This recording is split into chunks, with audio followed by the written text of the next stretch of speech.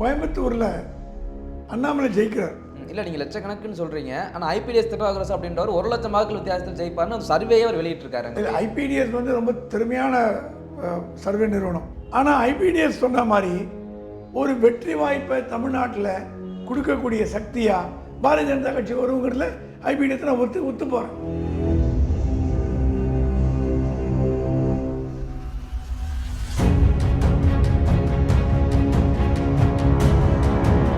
உண்மையான பார்த்தீங்கன்னா கள்ள உறவு திமுகவுக்கும் அதிமுகவுக்கும் கள்ள உறவு.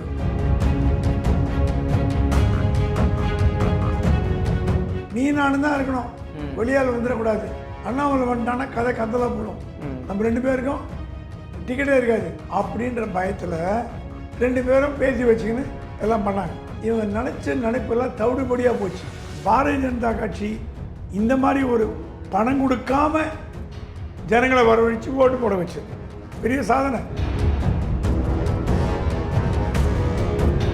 எம்ஜிஆர், ஜெயலலிதா, கலைஞர் அப்படிப்பட்டவர்கள் தமிழ்நாட்டில் பாப்புலாரிட்டி வந்த லெவலில் ஒரு ஐபிஎஸ் அதிகாரி அண்ணாமலைக்கு பாப்புலாரிட்டி வந்திருக்குன்னா இது நடிப்போ நாடகம் இல்லை, உண்மையான மக்கள் சேவை.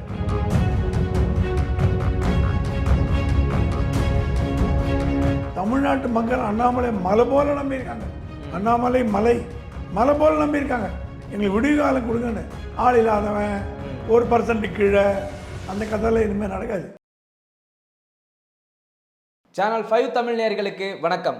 இந்த நேர்காணலில் நம்மோடு இணைந்திருப்பவர் மூத்த பத்திரிகையாளர் திரு பிரகாசம் சுவாமி அவர்கள். சார் வணக்கம். சார் வணக்கம் சார். நம்ம தேர்தல் ஆரம்பித்த காலத்துலேருந்தே பார்த்தீங்கன்னா அண்ணாமலை அவர்கள் வந்துவிடக்கூடாது அப்படின்றதுல திமுக ரொம்ப கவனமாக இருக்குது. அதில் கூட என்ன சொல்கிறாங்கன்னா அதிமுக 2வது இடத்துல கூட வரலாம், பாஜகவை வர விட்டுறாதீங்க அப்படின்னு ரொம்ப கவனமாக இருக்காங்களே. என்ன காரணம்? அண்ணாமலை மேலும் என்ன ஒரு காரணம் அப்படி சொல்கிறதுக்கு?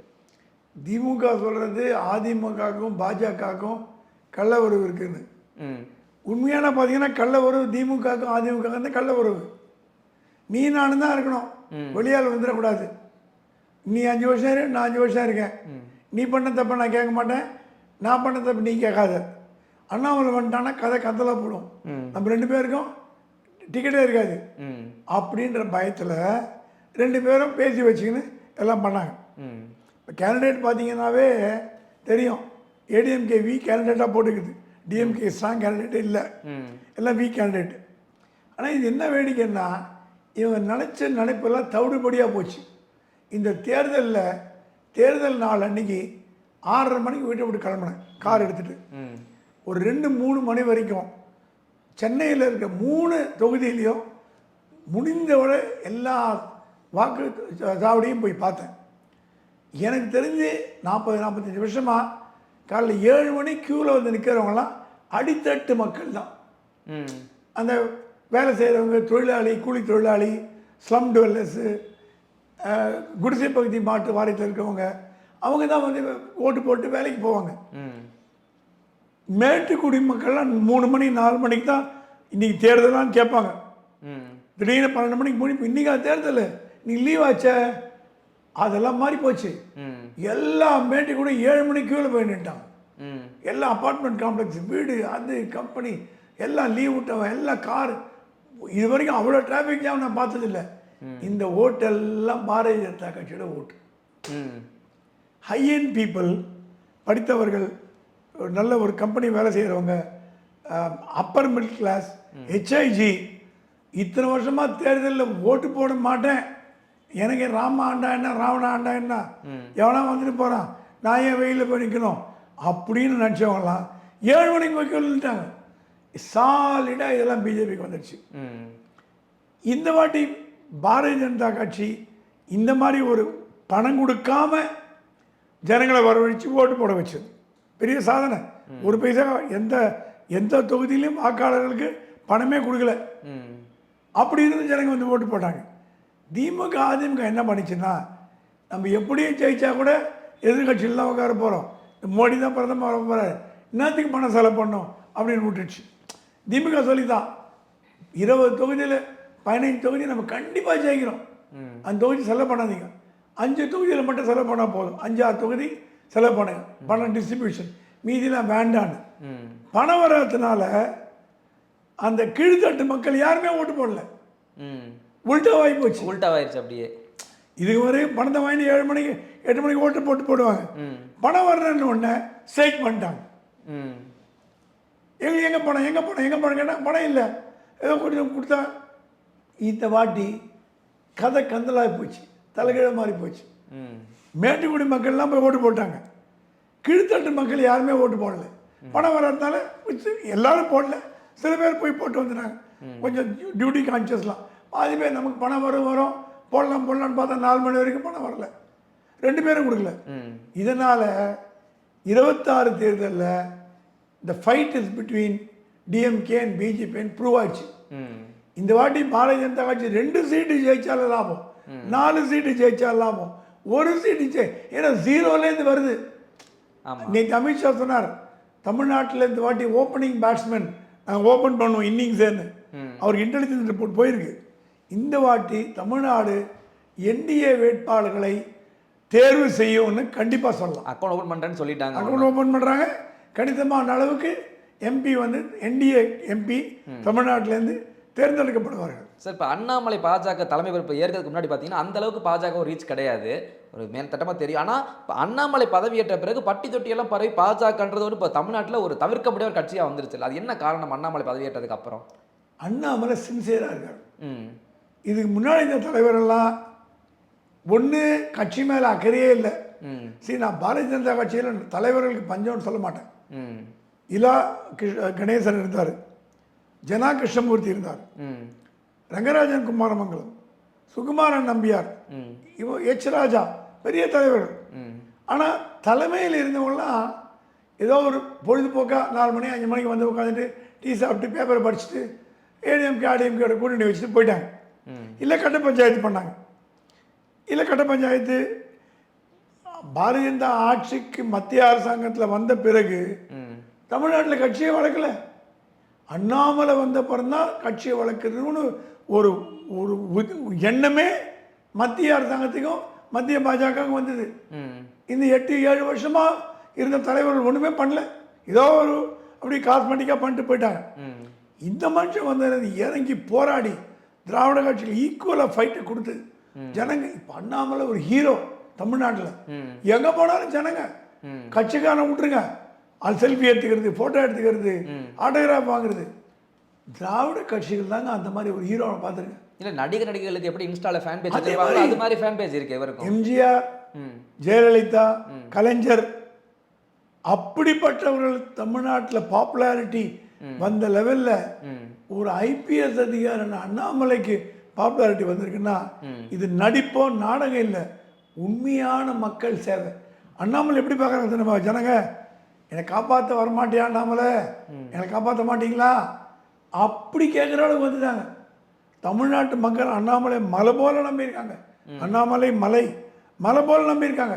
எங்களுக்கு விடுவி காலம் கொடுங்கன்னு. அதே நேரத்தில் நீங்கள் கேட்கலாம், ஏன்னா அப்படின்னா 40 சீட்டு ஜெயிக்குமா? அதெல்லாம் நடக்காது. அது ப்ராசஸ், துவக்கம் இப்போ தான் துவங்கியிருக்கு. ஒரு பில்டிங்கை டெமாலிஷ் பண்ணுறதா இருந்தால் ஒரு நாளில் பண்ண முடியாது. 100 வருஷம் கட்டணம் இடிக்கணும்னு எவ்வளோ நாள் ஆகும்? செங்கலை பேர்த்து கதவை பேர்த்து எடுத்து கொஞ்சம் கொஞ்சமாக தான் இடிக்க முடியும். திராவிட கட்சிகள் இடிக்கிறது அவ்வளோ சுலபமான வேலை இல்லை. இடிக்கிற வேலையை ஆரம்பிச்சிருக்காரு. இப்போ கதவு ஜன்னல்லாம் வந்துடுச்சு, நிலப்படி வந்துடுச்சு, அடுத்தது ஒரு கண்டமாக விழும். So it's a process. ஆனால் தமிழ்நாட்டில் பாரதிய ஜனதா கட்சி இனிமேல் தவிர்க்க முடியாத ஒரு கட்சியாக போச்சு. நோட்டா கட்சி, ஆள் இல்லாதவன், 1% கீழே, அந்த கதையெல்லாம் இனிமேல் நடக்காது. ஃபோர்ஸ்ட் ரெக்கன் வித்தும்பாங்க. அந்த மாதிரி ஒரு சாலிடாக ஒரு எதிர்கட்சி அந்தஸ்தில் உட்காரக்கூடிய அளவுக்கு பாரதிய ஜனதா கட்சி வளர்த்து விட்டது. அண்ணாமலை என்ற ஒரு தனி மனிதர் சுவாண்டு இந்த வாட்டி அவர் தொகுதியிலையும் போட்டி போட்டார், எல்லா தொகுதிக்கும் போனார், எல்லா ஊருக்கும் போனார், பொதுக்கூட்டம் பேசினார், கேம்பெயினும் பண்ணார், உள்கட்சி பிரபலத்தையும் ஹேண்டில் பண்ணார், துரோகிகள் எதிரிகளையும் சமாளித்தார். எப்படி தான் அவருக்கு டைம் இருந்தோ தெரில. மோடி 2 மணி நேரம் தூங்குவான்னாங்க, அண்ணாமலை 1 மணி நேரம் தூங்குறானா தெரில. ஆனால் அந்த அண்ணாமலை போட்ட உழைப்புக்கு பலன் ஜூன் மாதம் தெரிஞ்சிடும். கண்டிப்பாக தமிழ்நாட்டிலேருந்து பாரதிய ஜனதா கட்சி அக்கௌண்ட் திறப்பதில்லை, கணிசமான அளவுக்கு ஒரு எம்பிக்களையும் கொடுக்கும்னு நான் நம்புறேன். இல்லை இப்போ அமித்ஷா சொல்லியிருந்தாரு பாஜக தமிழ்நாட்டில் அக்கௌண்ட் ஓப்பன் பண்ண போகுது அப்படின்னு. அந்த அக்கௌண்ட்டு கோயம்புத்தூர் தொகுதியாக என்னென்ன வாய்ப்பு இருக்குது? ஜூன் 4ஆம் தேதி அண்ணாமலை வந்து கோயம்புத்தூர் தனது கோட்டையை மாற்றுறதுக்கு வாய்ப்பு இருக்கா? கோயம்புத்தூரில் ஜெயிக்க வாய்ப்பு உண்டு. கோயம்புத்தூரில் அண்ணாமலை ஜெயிக்கிறார். கொஞ்சம் அது லட்சக்கணக்கான ஓட்டில் ஜெயிக்க மாட்டார், கொஞ்சம் மார்ஜினில் ஜெயிக்கிறார். இல்லை நீங்கள் லட்சக்கணக்குன்னு சொல்கிறீங்க, ஆனால் ஐபிடிஎஸ் திருநாவுக்கரசு அப்படின்றவர் 1 லட்சம் வாக்குகள் வித்தியாசத்தில் ஜெயிப்பார்னு சர்வேயே அவர் வெளியிட்டிருக்காரு. ஐபிடிஎஸ் வந்து ரொம்ப திறமையான சர்வே நிறுவனம், அதை நான் குறை சொல்ல நினைக்க வேண்டாம். அது வந்து 2 எண்டாக பார்க்கலாம். ஐபிடிஎஸ் வந்து திறமையாக 1 லட்சம் வாக்குன்னு சொல்லியிருக்காங்க. நான் சொல்கிறது குறைச்சது 1 லட்சம் வாக்கு வந்தாங்கன்னா கரெக்டு, ஐபிடிஎஸ் கரெக்டாகிடும். குறைஞ்சது கம்மியான வாக்கு வந்தால் கூட ஒரு 50,000-60,000 வாக்கில் ஜெயிக்கிறதுக்கு வாய்ப்பு உண்டு. அந்த வெற்றி மற்ற தொகுதியிலையும் பிரதிபலிக்கும். இப்போ சென்னையில் பற்றி நமக்கு தெரியாது, ஆனால் ஐபிடிஎஸ் சொன்ன மாதிரி ஒரு வெற்றி வாய்ப்பை தமிழ்நாட்டில் கொடுக்கக்கூடிய சக்தியாக பாரதிய ஜனதா கட்சி வருங்கிறதுல ஐபிடிஎஸ் நான் ஒத்து போகிறேன். ஓகே சார், அந்த கருத்துக்கணிப்பில் ஒரு பக்கம் இருக்குது. இன்னும் ஒரு குற்றச்சாட்டு என்ன சொல்கிறாங்கன்னா பாஜகவுக்குள்ள உட்கட்சி பிரச்சனை இருக்குன்னு சொல்லிட்டே இருக்கவங்க இந்த திமுகவுக்குள்ளேயும் அதிமுகவுலையும் உட்கட்சி பிரச்சனை கிடையாது அப்படின்னு நினைக்கிறீங்களா? யார் சொன்னாங்க? இல்லை அவங்க தானே. அதிமுகவில் என்ன கட்சி ஓடு திரும்ப இப்போ உள்ள வாழ்வா சாவா பிரச்சனை ஓடுது. இவர் நினச்சிட்டு இருக்காங்க 40 சீட்டில் ஏடிஎம்கே வந்துடும். ஜெயலலிதா இல்லை, ஜெயலலிதாவால் தான் 39 இல்லை 38 கொடுக்க முடிஞ்சது. இப்போ ஜெயலலிதா இல்லை, ஆளுமைங்கிறது இல்லை. இப்போ மற்றது 2 பக்கம் அடின்ற மாதிரி அதிமுக எடப்பாடி தலைமையில் ஒரு 10 சீட்டு வாங்கினா தான் மரியாதை, ஓபிஎஸ் தோற்று போனால் தான் மரியாதை. ஓபிஎஸ் ஜெயிச்சு அதிமுக 2-3 சீட்டு வந்ததுன்னா கட்சி காணாம போயிடும், எல்லாம் ஓபிஎஸ் பக்கம் போயிடுவாங்க. கட்சியை இப்போ டேமேஜ் திமுகக்கோ பாரதிய ஜனதா கட்சிக்கோ காங்கிரஸுக்கோ தேர்தலுக்கு பிறகு உங்களுக்கு பெரிய டேமேஜ் ஒன்றும் வரப்போகிறதில்லை. திமுக 20 சீட் ஜெயிச்சா 10 சீட் ஜெயிச்சா கூட தப்பு இல்லை, ஆட்சியில் இருக்குது, அது வந்துடும். பாரதிய ஜனதா கட்சி 2-3 சீட் ஜெயிச்சா கூட தப்பு இல்லை, வந்துடும். காங்கிரஸ் 4 சீட் ஜெயிச்சா கூட எதிர்பார்த்து 2 சீட் வந்தால் கூட வந்துடும். ஆனால் வாழ்வா சாவா பிரச்சனை அதிமுகவுக்கு மட்டும்தான். ஏன்னா இந்த தேர்தலில் இவங்க தான் உண்மையான அதிமுகன்னு நிர்வாகிகள் சொல்லிட்டாங்க, கட்சி சொல்லிடுச்சு, எம்எல்ஏ சொல்லிட்டாங்க, தலைவர் சொல்லிட்டான்னு சொன்னீங்கல்ல. மக்கள் என்ன சொல்ல போகிறாங்கன்னு பார்க்கணும். மக்கள் நீங்கள் சொன்ன மாதிரி 10-15 தேர்தல் தொகுதியில் அதிமுக ஜெயிக்க வச்சாங்கன்னா உங்கள் தலைமையை ஒத்துக்கிறாங்கன்னு அர்த்தம். இப்போ என்ன நடக்க போகுது? சப்போஸிங் அதிமுக தோற்று போச்சுன்னா ஆட்டோமேட்டிக்காக பாஜகவோட கூட்டணி சட்டசபை தேர்தலில் வந்துடும். இல்லை அதான் கேட்குறேன், வாழ்வா சாவன்றில் வாழ்வுனா அவங்க மெஜாரிட்டி காமிச்சிட்டாங்கன்னா தனியாக போகிறதுக்கு வாய்ப்பு இருக்குது. ஸோ கம்மி ஆயிடுச்சுன்னா பாஜகவோட தான் கண்டிப்பாக. அப்போ என்ன ஆச்சு? நீங்கள் எதிர்பார்த்த மைனாரிட்டி ஓட் பேங்க் வரல, நீங்கள் எதிர்பார்த்த பழங்குடியினர் ஓட்டு வரல, பட்டியலின மக்கள் ஓட்டு வரல. என்ன அப்போ எப்படி நீங்கள் சட்டசபை தேர்தல் ஜெயிக்க முடியும்? பாராளுமன்ற தேர்தல் சட்டசபை தேர்தலுக்கு பெரிய வித்தியாசம் இருக்க போதில்லை, 2 வருஷம் தேர்தல் வருது. ஆசிட் டெஸ்ட் இதில் 2-3 சீட்டில் ஜெயிச்சிங்கன்னா அடுத்த ஆட்சி திமுக ஆட்சி இல்லை பாரதிய ஜனதா ஆட்சியாக தான் இருக்க முடியும், அதிமுக ஆட்சியாக இருக்க முடியாது. இப்போவே என்ன சொன்னார் மோடி, கூட்டணி இருந்ததுன்னா திமுகவுக்கு எதிரான வாக்குகள் சிதறாது, அப்படியே பாஜக என்டிஏ கூட்டணிக்கு வரும். என்டிஏ கூட்டணியில் திமுக அதிமுகவும் இருக்கும், பாரதிய ஜனதா கட்சி இருக்கும், பாமகவும் இருக்கும், விஜயகாந்த் இருக்கும், ஜிகே வாதன் எல்லாரும் வச்சு ஒரு கூட்டணி டிடிவி தினகரன் எல்லாரையும் போட்டு அப்படியே சாலிடாக டிஎம்கே ஆன்டி டிஎம்கே ஓட்டுலாம் வாங்கலாம் அப்படிங்கிறது இந்த தேர்தலில். போன தேர்தலில் அமித்ஷாவோட பிளான். பாராளுமன்ற தேர்தலில் கோட்டை விட்டீங்க போச்சு, இந்த சட்டசபை தேர்தலையும் கோட்டை விட்டீங்க. இந்த தேர்தலில் சட்டசபை தேர்தல் ஜெயிச்சிருக்க முடியும், இவங்க தப்பு பண்ணிட்டாங்க. இந்த பாராளுமன்ற தேர்தலில் என்டிஏ கூட்டணியில் அதிமுக இருந்ததுன்னா டஃப் ஃபைட் கொடுத்துருக்கலாம். இப்போ என்ன ஆச்சு? ஆன்டி டிஎம்கே ஓட்டுலாம் பாதி பிஜேபி பக்கம் போயிடுச்சு, பாதி கூட இல்லை, 60%, 40% அதிமுக வருது. ஸோ ஜெயிக்க போகிற டிஎம்கே தானே. அதனால அதிமுகவோட வருங்காலம் இந்த தேர்தல் முடிவுகளை பொறுத்து தான் இருக்கு. ஒரு சமயம் எதிர்பார்த்த அளவுக்கு வரலன்னா ஆட்டோமேட்டிக்காக பாரதிய ஜனதாவோட கூட்டணி பொறுத்தவரை வேறு வழி இல்லை. ஏன்னா காங்கிரஸோட போக முடியாது, அது இல்லாமல் அடுத்த ஆட்சியை பிடிக்க போகிறது மோடி தான். ம். மோடியை பகைச்சுண்டு அதிமுகவால் தமிழ்நாட்டில் அரசியல் பண்ண முடியாது. இது வரைக்கும் பண்ணிட்டீங்க, இதை மேனேஜ் பண்ணிட்டீங்க, ஒன்றும் நடக்காது. 70 எம்எல்ஏ 30 எம்எல்ஏ பிஜேபி பக்கம் வந்துடுவாங்க ஜூலை மாதம். கட்சியெல்லாம் கிடையாது, ஆட்டோமேட்டிக்காக அது அப்படியே 3-4 பங்கம் போயிடும். அதெல்லாம் பண்ணக்கூடிய திறமசாலிகள் டெல்லியில் உட்காந்துக்கிறாங்க. நான் திறமசாலிகள் கோட் அன்கோட்டில் சொல்கிறேன், ப்ரைஸ் பண்ணல. எதையும் பண்ணக்கூடியவங்க டெல்லியில் 2ஆக உடச்சிடுவாங்க கட்சியை. அதனால இந்த எக்ஸ்பெரிமெண்ட்டு பார்லிமெண்ட்டோட நிறுத்திட்டு என்டிஏ கூட்டணி வந்ததுன்னா திமுக ஆட்சியை விட்டு இறக்க முடியும், இல்லைன்னா பழைய கூட்டி கதவு தரடி தான். சார் பாஜக வெற்றி தோல்வி அதை தாண்டி அண்ணாமலை அவர்கள் 2026 கட்டமைச்ச கட்டமைப்புன்றது சரியா இருக்குன்னு நினைக்கிறீங்களா? அந்த கூட்டணி வந்து பாமகவோடு நிற்கின்றீங்களா? இல்லை நீங்கள் சொன்ன மாதிரி தேமுதிக, டிடிவி, இதன் அதிமுக இந்த வரிசையில் கூட்டணிக்கான வாய்ப்பு எந்த அளவுக்கு சாத்தியம்னு நினைக்கிறீங்க? 2026 திமுக ஆட்சி இல்லை அப்படின்னு வந்து தமிழ்நாட்டில் மட்டும் 2 தடவை தான் எம்ஜிஆர் ஜெயலலிதா 2 பேர் தான் 10 வருட ஆட்சியை கொடுத்தாங்க. கலைஞராலே 5 வருஷத்துக்கு மேலே கொடுக்க முடியல. ஸ்டாலினால் 5 வருஷத்துக்கு மேலே கொடுக்க முடியும்னு தோணல. ஏன்னா மாற்றி தான் போடுவோம் நம்ம ஊரில், திமுக அதிமுக திமுக அதிமுக. ஏன்னா ஜனங்களுக்கு வந்து எத்தத்தினா பித்த தெரியுன்ற மாதிரி யாராவது நல்லது பண்ண மாட்டாங்களா, மாற்றி குத்தும்பாங்க. அப்படி தான் வந்துட்டு இருக்கு. 2 தடவை தான் தப்பிச்சது. இந்த வாட்டி ஏன் திமுக வந்ததுன்னா 15 வருஷம் அதிமுக ஆட்சிங்கிறது இதே ஜோதிபாச கட்சி ஆட்சியான 25 வருஷம் இருக்கிறதுக்கு. அதனால திமுக கொடுத்தாங்க. அடுத்த தடவை திமுக ஒரு சந்தேகம்னா ஒன்று அந்த இடத்த அதிமுக பிடிக்கணும், இல்லை பாரதிய ஜனதா கட்சி பிடிக்கணும். சரி, பாரதிய ஜனதா கட்சி தனியாக ஆட்சியை பிடிக்க முடியுமா? இப்போ இருக்கிற சூழ்நிலையில் வெறும் பாரதிய ஜனதா கட்சி ஆட்சிக்கு வருமா? கொஞ்சம் டவுட்ஃபுல். எது ஆட்சிக்கு வரும்? என்டிஏ ஆட்சிக்கு வரும். டெல்லியில் எப்படி பண்ணார் வாஜ்பாய்? 2 சீட் இருந்தது பிஜேபிக்கு, ஆட்சி அமைச்சர் வாஜ்பாய் என்டிஏல. 2வது ஒரு 5 வருஷம் ஆட்சி கொடுத்தார். 2004 வரைக்கும் பிரதமராக இருந்தார். என்டிஏங்கிற உருவாக்கின நாயகன் வாஜ்பாய்.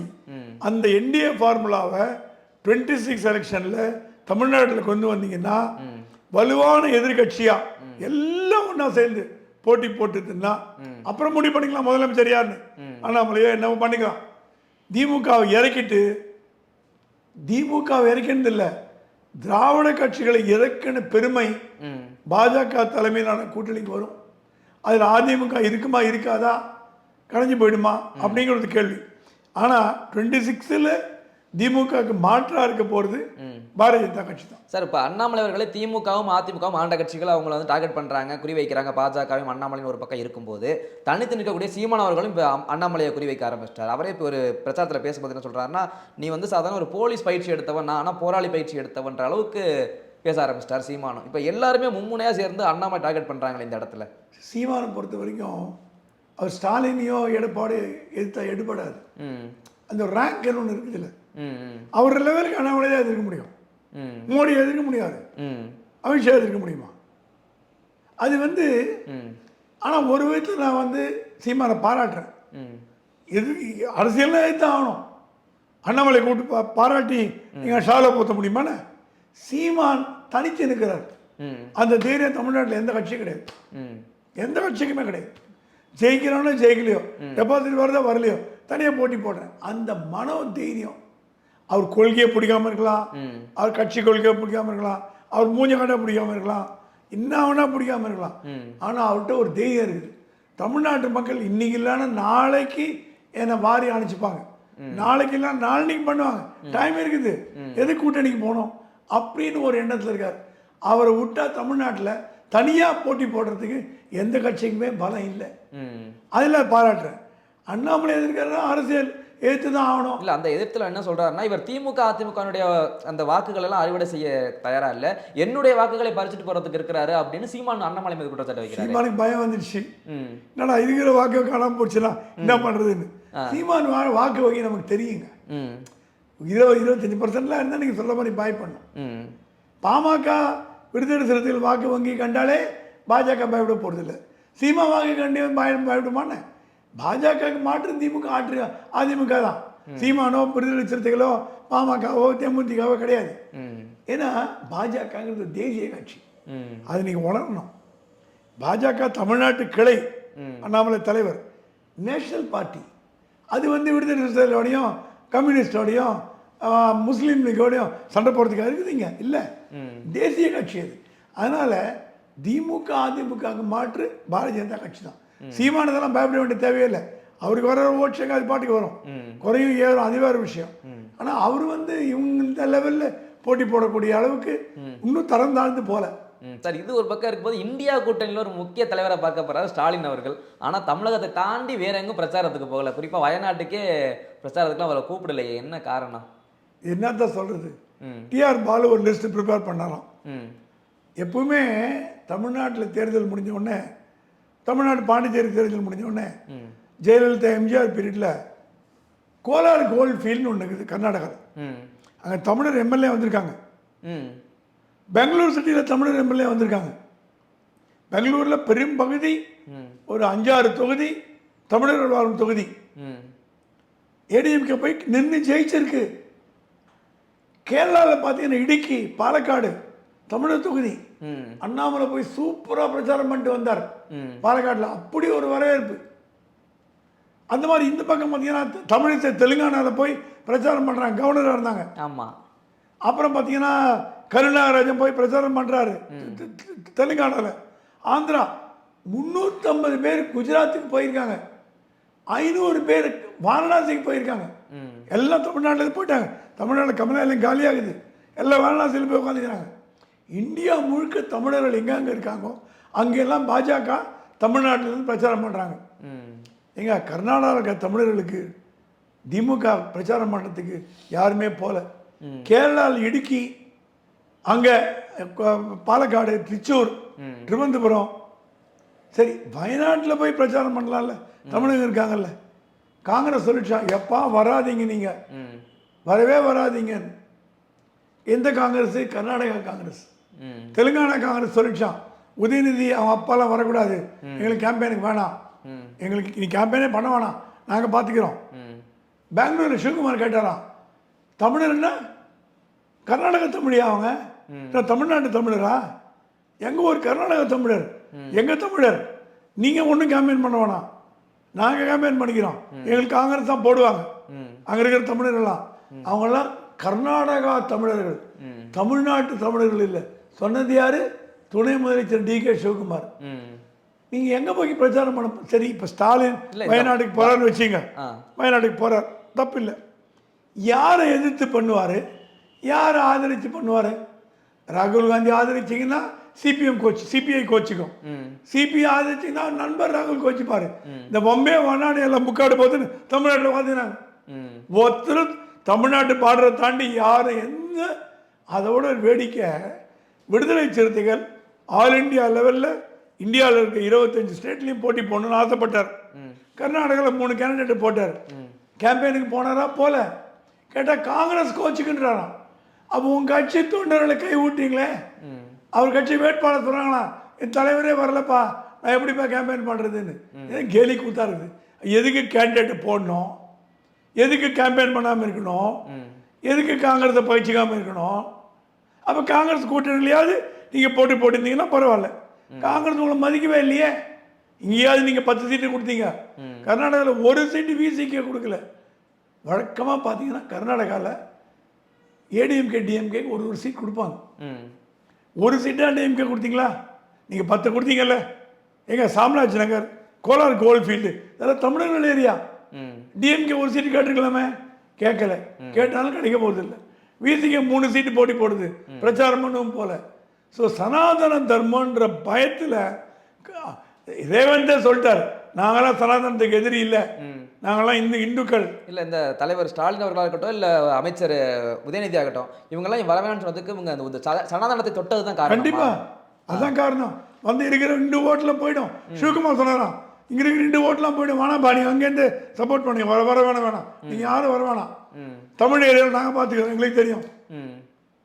பாலக்காட்டில் கேட்டாங்களாம், யாரும் வர முடியுமா? ஐயோ வரவே வேணான்ட்டாங்களாம். கேரளாவில் அண்டி கூட்டணியே கிடையாது. கம்யூனிஸ்டும் காங்கிரஸும் எதிரெதிர போட்டி போடுது. தமிழ்நாட்டிலாம் ஒரே கூட்டணி.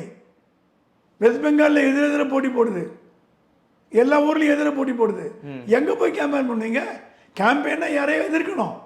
இவன் தமிழ்நாட்டு தலைவர்கள் இந்தி கூட்டணி வெளியில் போனால் யார் எதிர்ப்பாங்க? அதில் முக்கால் போட்டு தமிழ்நாட்டில் வந்துடுறாங்க. இது பாரதிய ஜனதா கட்சிக்கு ஒரு அட்வான்டேஜ். ஏன்னா பாரதிய ஜனதா கட்சி தமிழ்நாடு தலைவர்கள் இந்தியா முழுக்க பிரச்சாரம் பண்ணுறாங்க. வாரணாசியில் ஹனுமான் காட்டில் தமிழ் ஏரியா முழுக்க முழுக்க மெட்ராஸ்காரங்க தான். வீடு வீடா பூஸ்டப் கொடுக்கறது தமிழ்நாட்டு பாஜக தொண்டர்கள் அப்படி வேலை செய்யலாங்க. வாரணாசியில் நியூஸ் வருது எனக்கு. வீடு வீடா போய் ஐயா அம்மா ஓட்டு போடுங்க. ஏன்னா அங்கே இருக்கிற தமிழர்களுக்கு இந்திக்காரங்க போய் கேட்க மாட்டாங்க, தமிழ்காரங்க தான் போவாங்க. பாரதியார் பேரன் இருக்காரு ஹனுமான் காட்டில், அவர் கூட்டிட்டு ஊர்வல போறாங்க. பாரதியார் பேரன் வருகிறார், மோடிக்கு ஓட்டு போடுங்கன்னு பிரச்சாரம் சூடு பிடிக்குது. அப்படி சிறப்பாக பண்ணும்போது இந்தி கூட்டணி தூக்கத்திலேருந்து முடிச்சிக்கவே இல்லையே. இல்லை, போன முறை ராகுல் காந்தி அவர்கள் அமேதி இதில் வயநாட்டில் போட்டிட்டார், வயநாட்டில் வெற்றி பெற்று அமேதியில் தோல்வி அடைந்தார். இந்த முறை இப்போ அங்கே இதுவே முடிய போகுது, வேட்பாளர் இதுவே. ஆனால் இன்னுமே அங்கே எதுவுமே ஒரு தகவல் வரல, யார் போட்டிக்கிடுறா அப்படின்னு ஒன்றும் தெரியலையா அமேதியில். வேடிக்கை ஏன் கேட்குறீங்க? மே 3ஆம் தேதி கடைசி நாள் வேட்புமனு தாக்கல் பண்ண ரேபேரலியும் அமேதிலையும் கேண்டிடேட்டே போடல. ரேபேரலியில் இந்திரா காந்தி 1964 ஜெயிச்ச தொகுதி, இந்திரா காந்தியோட சீட்டு பரம்பரை காங்கிரஸ் தொகுதி. இந்திரா காந்திக்கு அப்புறம் ராஜீவ் காந்திக்கு அப்புறம் சோனியா காந்திக்கு அப்புறம் யாருமே போட்டி போடல. அமேதியில சும்மா சேலஞ்ச் பண்றாங்க ஸ்மிருதி இரானி, வா ஆடு புள்ளி ஆடுறதுக்கு வா, போட்டி போடு நான் ஜெயிக்கிறேன்னு பயந்துட்டு போட்டி போடலையே. இப்போ வயநாட்டில் தோத்து போட்டிங்கன்னா எம்பி பதவி காலி. அதை விடுங்க, அமேதியிலையும் ரேபேரலியும் கார்கே சொல்லிட்டாராம், எப்பா நான் கிட்ட போக மாட்டேன்ப்பா, அது பெரிய இடம்ப்பா, அது காங்கிரஸோட குடும்ப சொத்து, நான் அதுக்கிட்ட போய் கேண்டிடேட்லாம் போட மாட்டேன், நீங்களும் நிற்க மாட்டீங்க. யாரோ கேட்டாங்களாம், சரி பிரியங்கா நிற்கட்டுமே ரேபேரலியில், நீங்கள் அமேதியில் போட்டி போடுங்கன்னு. ராகுல் சொன்னாராம், அமேதியில் நான் தோற்று போய் பிரியங்கா ஜெயிச்சானா என் அரசியல் வாழ்வு அஸ்தமாயிடும் மேடம், பிரியங்கா போட்டி போடக்கூடாது. சரி நீ யார் ரேபேரலியில் போட்டி போடு, அமேதி வேணா, அமேதி தான் நீங்கள் ஸ்மிருதி இரானி கண்டு பயப்படுறீங்க. இது உங்கள் அம்மாவோட தொகுதி, பரம்பரை காங்கிரஸ் தொகுதி. அங்கேயாவது ராகுல் காந்தி போட்டி போட்டு சொல்லமே, எங்கள் தாத்தா பாட்டி எங்கள் அம்மா நான் ரேபேரலில் நிற்கிறேன், அதுவும் பயப்படுறார், அமேதிலையும் பயப்படுறார். கடைசியில் ராபர்ட் வடேரா கேட்டாராம், நானாவது போட்டி போடுறேங்க, ராபர்ட் வடேரே போட்டி போடக்கூடாதுட்டாங்க. இப்போ கடைசியில் 60-70 வருடங்களாக காங்கிரஸ் கோட்டையாக கருதப்பட்ட ரேபேரலியும் அமேதிலையும் வேட்பாளர்லாம் போகும்போது பிஜேபி ஜெயிக்க போகுது, அங்கே ஆட்டோமேட்டிக்காக அன்அப்போஸ்டாக ஜெயிக்க போகுது. இந்த மாதிரி ஒரு கூத்தல் வச்சுன்னு இன்னத்த கட்சி நடத்துறீங்க, இன்னத்த ஒரு ஆர்கனைசேஷன்.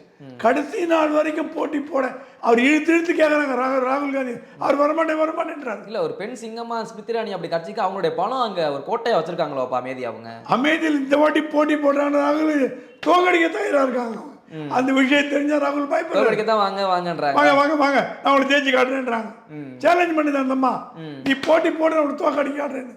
நீங்க என்ன பண்ணீங்க, உண்மையான தலைவர் இருந்தா நான் உனக்கு தோக்கடிக்கிறேம்மா வரேன் சொன்னீங்களா? இல்லை, பயப்படுறீங்கன்னு அர்த்தம், ஓடி போட்டீங்க. ரேபேரலில் நீங்களாவது போட்டி போடணும், அதுவும் போட்டி போடல. பிரியங்காவது போட்டி போட வைக்கணும், அதுவும் போட்டி போடல. டாக் இந்த மேட்ச் மாதிரி நீங்களும் பண்ண மாட்டீங்க, வேற வேட்பாளரும் பண்ண மாட்டீங்க. நாளைக்கு முடிய போகுது, காரி துப்புறாங்க ஜனங்க காங்கிரஸை பார்த்து. இருந்த புகழில் கொஞ்சம் நெஞ்ச பேரும் ரிப்பேர் ஆகி போச்சு. சார், இப்போ இது எடுக்கும்போது பிரச்சாரத்தில் பிரதமர் மோடி இன்னைக்கு பேசியிருக்காரு, இந்த காங்கிரஸ் கூட்டணி ஒருவேளை வெற்றி பெற்றால் பட்டியல் இனத்தவர்கள் சிறுபான்மையினர் அவங்களோட இடங்கள் எல்லாம் பிடிங்கி இஸ்லாமியர்கள் கொடுத்து விடுவார்கள் அப்படின்னு ரொம்ப கடுமையாக சாடி இருக்கிறாரு. இது என்னன்னா, ராமர் கோயில் கட்டினது பாரதிய ஜனதாவுடைய ஒரு தேர்தல் வாக்குறுதி. அது மோடி கொடுக்கல, 30 வருஷத்துக்கு முன்னாடி அத்வானி வாஜ்பாய் அவங்கெல்லாம் கொடுத்தது. ராமர் கோயிலுங்கிறது அவங்க ஆட்சி வரல, 10 வருஷமாக இந்தியா இருந்தது.